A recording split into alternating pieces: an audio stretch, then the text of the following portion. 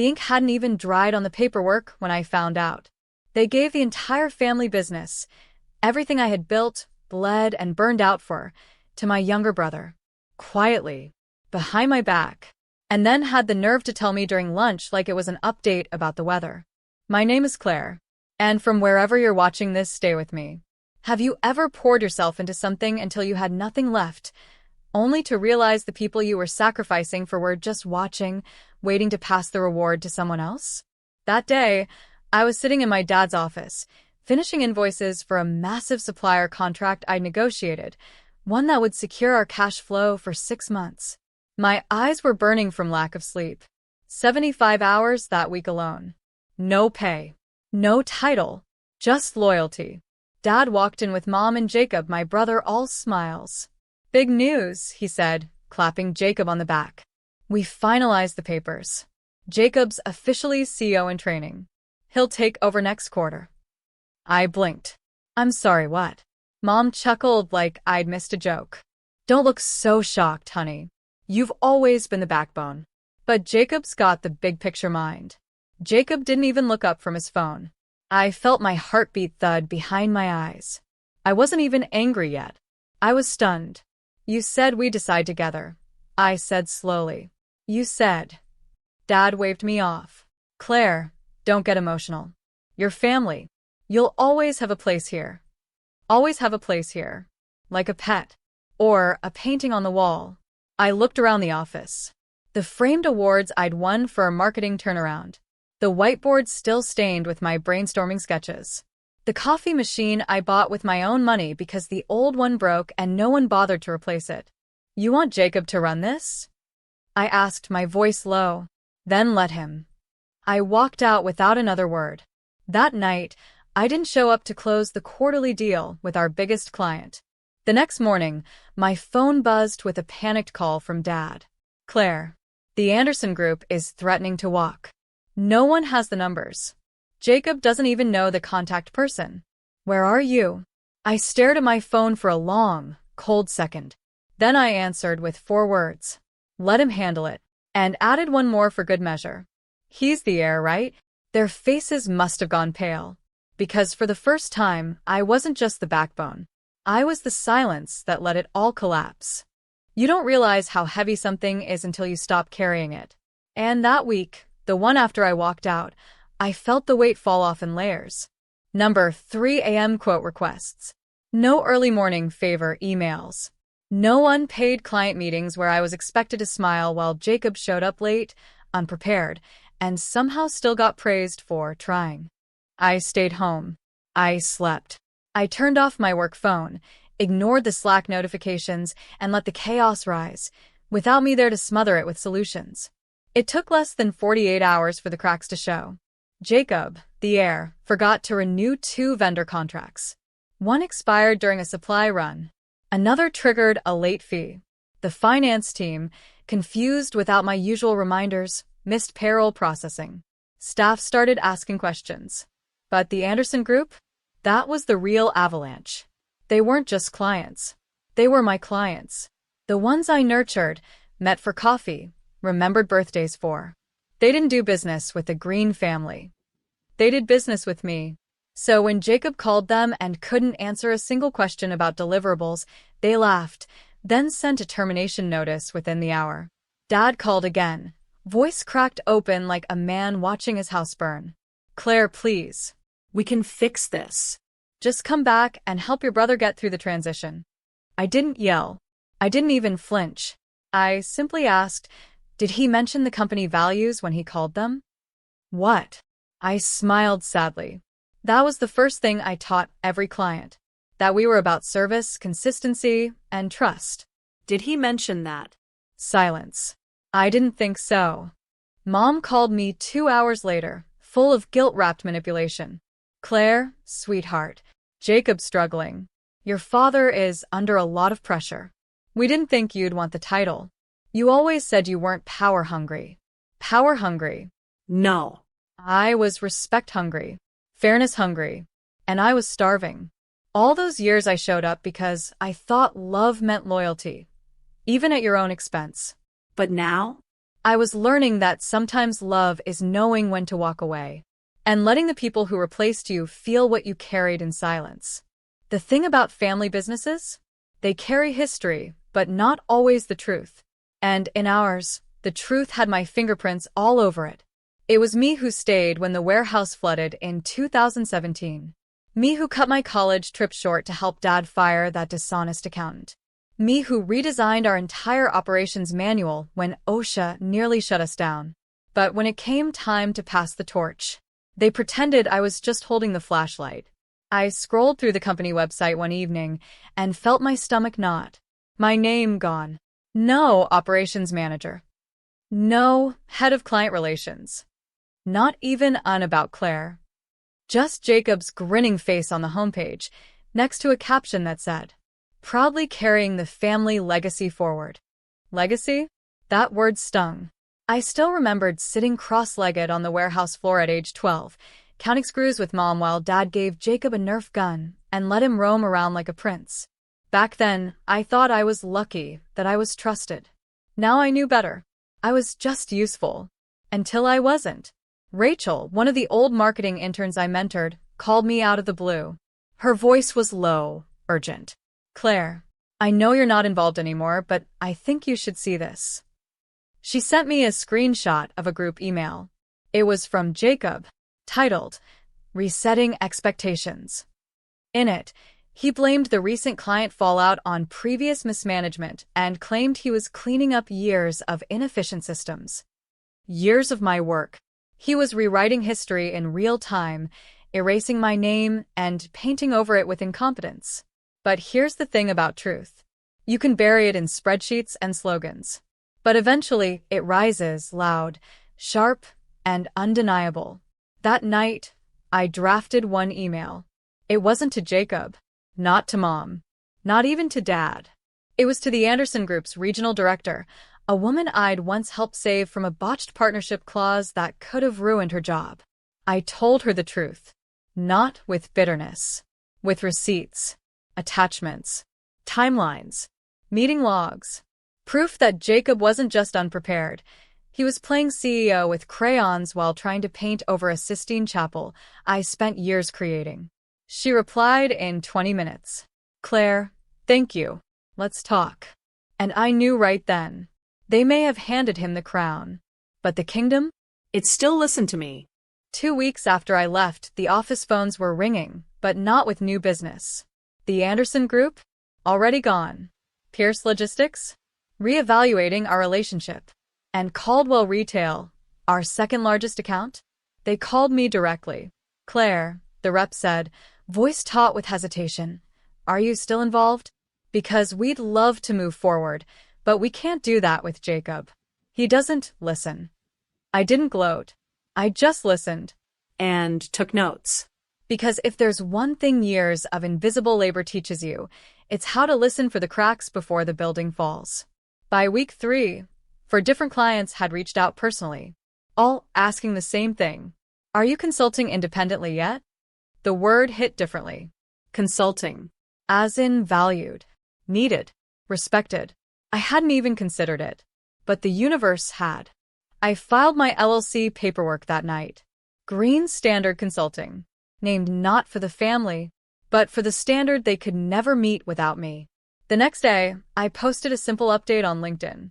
After years of experience scaling operations, building loyalty, and forging long-term client trust in the supply chain industry, I'm proud to announce the launch of my own consulting firm. My inbox is open. Let's build better together. It exploded. Messages poured in. Old interns, vendors, clients I hadn't heard from in years. Even 2 of our current employees messaged. "Claire, if you're building something, we want in." Meanwhile, Jacob tried to restructure the company in my absence. That meant laying off our receptionist, the same woman who'd been with us for 14 years. Replacing vendors I handpicked with cheaper, unreliable ones. And worst of all, he tried to rebrand. With a logo that looked like it was made in PowerPoint by a teenager in 2002. It was laughable. Until it wasn't. Until Dad called again. "Claire, sweetheart, we're losing too much. We didn't realize how much of the business was tied to you. Tied to me? It was me. But I didn't say that. I just said, you broke the machine and handed the pieces to someone who thought buttons were decoration. Now you want me to fix it. He went quiet, then said, what would it take for you to come back? And I smiled, because he still didn't get it. I wasn't coming back. I was building forward. And this time, I owned the blueprints.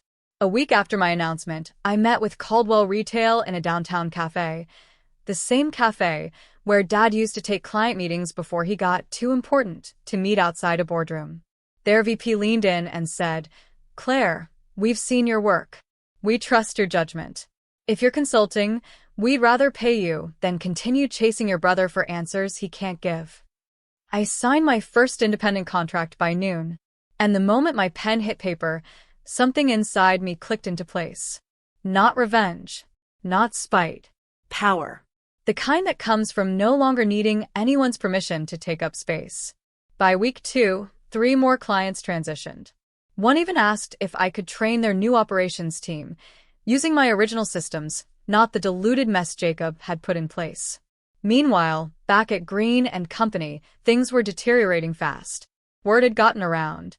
Jacob's own assistant, a smart woman named Nina, who I once mentored, emailed me confidentially. Claire, he's falling apart. Can't keep up. Blames everyone. Morale is tanking. Your dad's furious, but pretending it's fine. Thought you should know.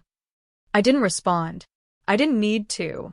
Because while they scrambled to hold up the crumbling structure, I was already 5 floors above them, quietly constructing my own.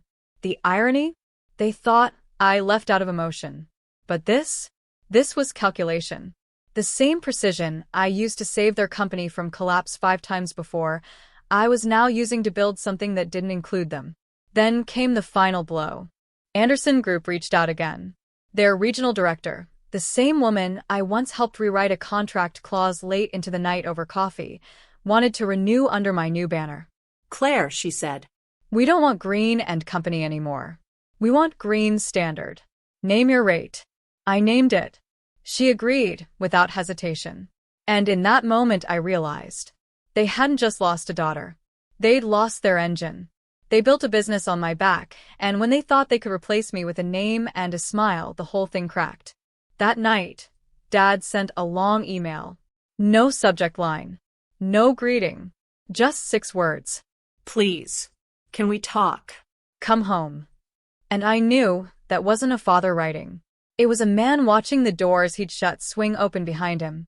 Because the people they dismissed as just support are often the ones who carry the kingdom. The next morning, I woke up to an email from Pierce Logistics, a client we'd once lost during the pandemic because Jacob mishandled their entire order cycle. Subject: Proposal for exclusive partnership. They wanted me to lead a full restructure of their national operations, not as a consultant this time, but as a strategic partner. A minority stake. 6-figure retainer. My name on the letterhead. I stared at the numbers for a long time. Not because I doubted I deserved it, but because a part of me still remembered when my dad said, Claire, you're smart, but you're not built for leadership. You're too close to things. Too soft. Turns out, soft doesn't mean weak. It means exact. It means listening harder. It means carrying things longer than you should. And then, when you're finally ready, it means rising with precision. That afternoon, I signed the contract. And within hours, it hit the trades. Former Green and Company. Executive launches game-changing partnership with Pierce Logistics. Within minutes, my phone lit up. Jacob. Wow. Congrats. I guess you really went all in. Mom. Is this really necessary? We're already hurting, Claire. Dad didn't text. He sent me an email. You made your point. We're sorry. Please come back. You can run the company. Jacob agrees. Full control. We're desperate, Claire. Desperate. That word sat in my inbox like a shadow of every unpaid hour, every silent dinner, every nod they gave my brother while I stood in the background holding everything together. I didn't respond. Instead, I wrote a newsletter to my growing client base. When they hand your legacy to someone who hasn't earned it, you have 2 options: beg to be seen, or walk away and build something brighter. I chose the second. And I'll never look back. It went viral. Comments flooded in. Strangers shared their stories. Women from all over the country told me how they'd given up careers, companies, ideas, all for families who expected loyalty without acknowledgement. But the comment that froze me? It was from one of our old vendors. An older man named Carl who used to deliver wood pallets in the dead of winter. "Claire, you were the only one who ever helped me carry the load. They should have built the company around you, not over you." That night, I opened a bottle of champagne. Alone. Not sad. Not angry. Victorious. And as I watched the bubbles rise, I thought, they built their empire on my back. But now I was building my own. And mine? It had my name on every wall. A month later, Green and Company quietly announced their closure. No press release. No farewell. Just a notice on their website. Due to unforeseen financial challenges, we are ceasing operations effective immediately. Unforeseen? They were warned. They were told. They were just too proud to listen to the one voice that built the foundation beneath their feet. Jacob moved to Florida to explore tech startups. Dad started consulting part-time for a smaller firm. Mom retreated into book clubs and quiet social media posts about forgiveness and growth. They never mentioned me publicly. But silence has a sound. And theirs was deafening. I didn't celebrate their downfall. I didn't have to. Because my success wasn't a response to their failure. It was a rebirth from the ashes of their betrayal. Pierce Logistics tripled their revenue under my direction. Anderson Group referred me to 3 new accounts, 2 international. I hired Nina. I hired Carl's son. I built a team of people who once stood in my shadow and deserved light.